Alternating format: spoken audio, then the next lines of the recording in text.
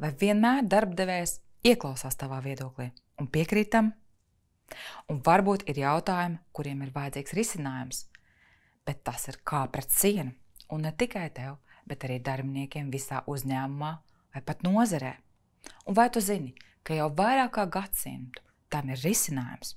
Ir darbinieku organizācijas, kas pārstāv strādājošo intereses un vienojas par labākiem noteikumiem attiecībā uz darba laiku, darba samaksu, darba vietām un darba aizsardzību, kā arī nodokļu politiku nozarē.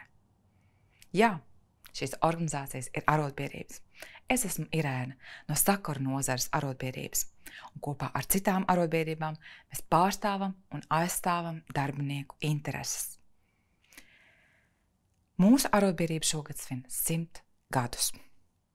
Un esam priecīgi par to, ka esam noslēguši Latvijā labāko koplīgumu SIA-TET ar noteikumu, ka uzņēmumā ir vismaz 80% biedru no strādājošiem, kā arī esam panākuši ātrāko ģenerālvienošanos, noslēdzot to viesmīlības nozarē mazāk kā gada laikā.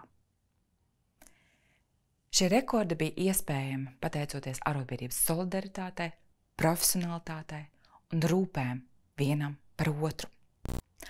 Abonē mūsu YouTube kanālu, kas top sadarbībā ar Friedricha Eberta fondu, lai pastāstītu vairāk par iespējām tavā darbvietā ar arotbiedrību.